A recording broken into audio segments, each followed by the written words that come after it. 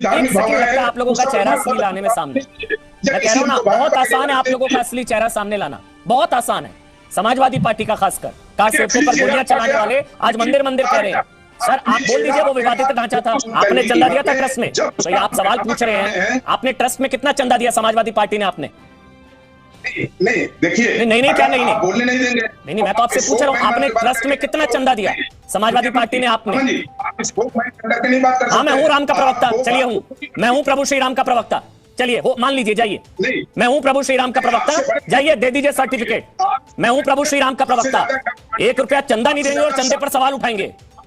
1 रुपया चंदा दिया आपने कितना चंदा दिया मुझे बताइए ना पांडे जी, कितना? मनोज पांडे समाजवादी पार्टी के प्रवक्ता। मनोज जी क्या चाहते थे आप लोग, क्या मकसद था आप लोगों का?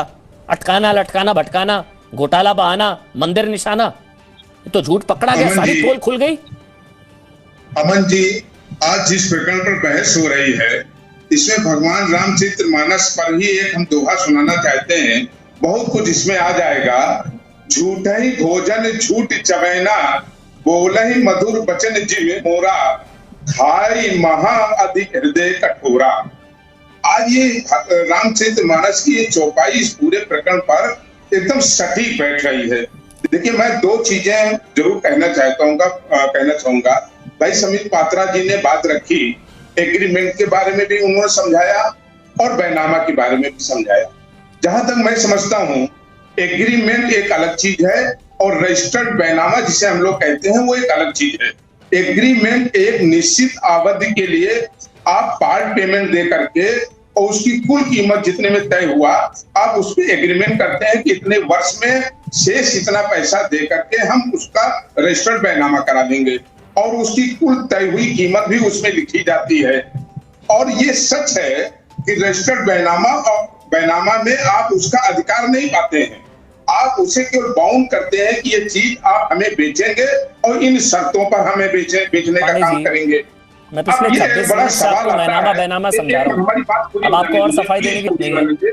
सुन लीजिए पांडे जी मेरी बात सुनिए। पांडे जी 1 मिनट। पांडे जी मुझे मकसद बताइए, आपका मकसद क्या है? पांडे जी मैं पिछले 26 मिनट से समझा रहा हूँ। 2011 में हो गया था, 2011 में 2 करोड़ का मैनामा हो गया था, ठीक है ना? अब वो एग्रीमेंट तो सेल हो गया था, वो आपके झूठ की पोल खोलने के लिए काफी है। मेरे को बस इतना बताइए पांडे जी, 1 मिनट। पांडे जी रुकिए। चंदा कितना, आपने कितना चंदा दिया था ट्रस्ट में? एडवांस में दी जाती है, आपने चंदा दिया था ट्रस्ट में, तो ये आप सवाल पूछ रहे हैं आपने ट्रस्ट में कितना चंदा दिया समाजवादी पार्टी ने आपने? नहीं देखिए, नहीं क्या नहीं बोलने नहीं देंगे। नहीं मैं तो आपसे पूछ रहा हूँ आपने ट्रस्ट में कितना चंदा दिया समाजवादी पार्टी ने आपने? हाँ मैं हूँ राम का प्रवक्ता, चलिए हूँ, मैं हूँ प्रभु श्री राम का प्रवक्ता, चलिए हो मान लीजिए, जाइए मैं हूँ प्रभु श्री राम का प्रवक्ता, जाइए दे दीजिए सर्टिफिकेट, मैं हूँ प्रभु श्री राम का प्रवक्ता। 1 रुपया चंदा नहीं देंगे और चंदे पर सवाल उठाएंगे। 1 रुपया चंदा दिया आपने कितना चंदा दिया मुझे बताइए ना पांडे जी, कितना चंदा दिया ट्रस्ट में? भगवान प्रभु राम पूरे हिंदुस्तान के हैं, नहीं हम सब पांडे जी चंदा नहीं देंगे, चंदे पर सवाल उठाएंगे। कार सेवकों पर गोलियां चलाने वाले आज आपको प्रभु राम की चिंता हो रही है, आपको राम मंदिर की चिंता हो रही है। सर सबको पता आपका मकसद क्या है। आपने 1 रुपया चंदा दिया पांडे जी, 1 रुपया चंदा दिया आपने समाजवादी पार्टी ने। आज जितने लिबरल गैंग, ये जो गैंग है जो राम मंदिर पर सवाल उठा रहा है या चंदा घोटाला पता नहीं क्या क्या, 1 रुपया चंदा नहीं दिया होगा आप लोगों ने। चंदा नहीं देंगे लेकिन सवाल उठाएंगे, उसकी भी पोल खुल गई है।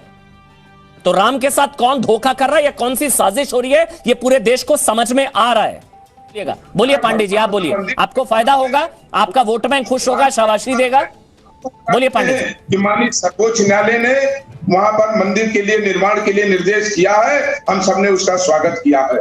हम सब चाहते हैं कि भव्य मंदिर का निर्माण हो, हम लोग उसके साथ खड़े हैं, लेकिन ये जरूर चाहेंगे कि मंदिर के निर्माण के नाम पर, जमीन के खरीद फरोख्त के नाम पर, करोड़ों लोगों की आस्था का केंद्र बने भगवान अयोध्या के प्रभु राम मंदिर के नाम पर। अच्छा आप लोग चाहते हैं मंदिर निर्माण हो? चलिए पांडे जी इसी पर बात कर लेते हैं। पांडे जी चलिए, पांडे जी अब सवाल अगर सुन रहे हैं, आप चाहते हैं मंदिर निर्माण हो?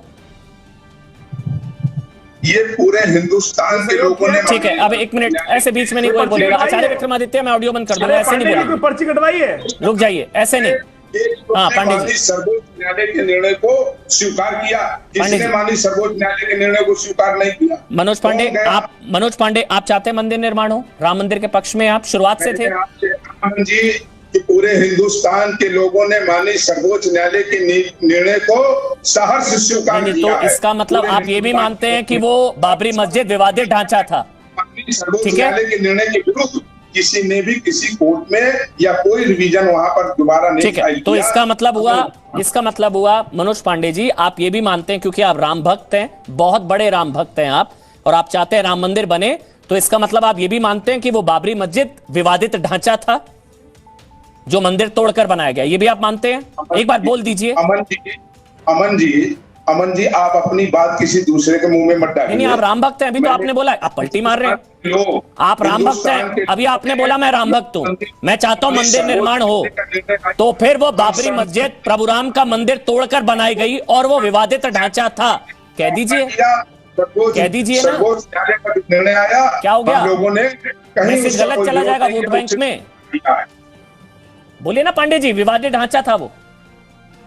माननीय सर्वोच्च न्यायालय का सुप्रीम कोर्ट ने भी बोला है कि मंदिर के अवशेष मिले हैं, मंदिर तोड़कर बनाई गई मस्जिद, बात खत्म। ये आप नहीं करेंगे। सुप्रीम कोर्ट, भाई आप तो राम भक्त हैं, अभी इतना जल्दी आपका धर्म परिवर्तन, राजनीतिक धर्म परिवर्तन हो गया। अभी आपने बोला मैं राम भक्त हूं, मैं चाहता हूं मंदिर बने, और राम भक्त तो जानते हैं वो विवादित ढांचा था जो मंदिर तोड़कर बनाया गया, विवादित ढांचा।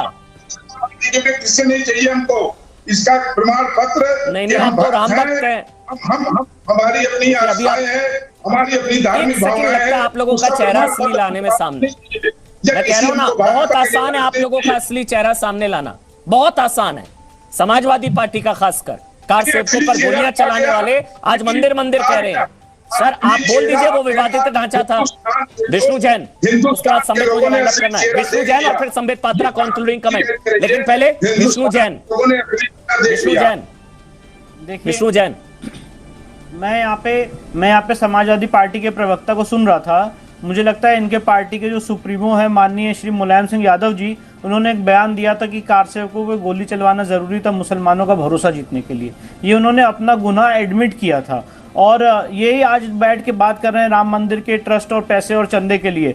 दूसरे हमारे कांग्रेस के प्रवक्ता भी बैठे हैं, उसको संदीप भाई ने बहुत अच्छे से बताया कि उन्होंने क्या हलफनामा सुप्रीम कोर्ट में दिया था कि भगवान राम एक काल्पनिक पुरुष हैं, और जो इनके वकील हैं उन्होंने सुप्रीम कोर्ट में कहा था कि रामायण एक काव्य है, इट्स अ मिथ। तो ये सारी बातें आज जो कह रहे हैं यहाँ पे, इनके रियल इंटेंशंस क्या हैं ये हम सबको रियल इंटेंशन 2022 विधानसभा, उत्तर प्रदेश विधानसभा चुनाव, चाहे आम आदमी पार्टी चाहे opposition party, Sambit concluding comment आपका फायदा मिलता है इस स्टेटमेंट से, पोलराइज हो जाता है, वोट बैंक में मैसेज चले जाता है, इसलिए ये सब। और आगे देखिए अभी और होगा खेल। संबित नहीं, अभी तो अमन भाई आप सही कह रहे हैं, आगे 2022 के चुनाव तक तो बहुत कुछ ये सब फैब्रिकेटेड करने वाले हैं। मगर एक बात मैं बता दूं, इस पैनल में भी और वैसे पूरे हिंदुस्तान में और हिंदुस्तान के बाहर भी जिन लोगों ने 1 रुपया भी चंदा दिया है अपने प्रभु श्री राम के मंदिर के लिए, किसी के मन में तनिक भर, रत्ती भर भी संशय नहीं है। ये सारा का सारा संशय ड्रामा उन्हीं के मन में है जिन्होंने राम मंदिर के विरोध किया था, और जिन्होंने 1 पैसा भी, एक नया आना भी डोनेशन नहीं दिया है, चंदा नहीं दिया है, याद रखिए। तो इसीलिए मैंने समाजवादी पार्टी के प्रवक्ता से पूछ लिया ना कि 1 रुपया चंदा नहीं दिया, चंदे पर सवाल उठा रहे हैं।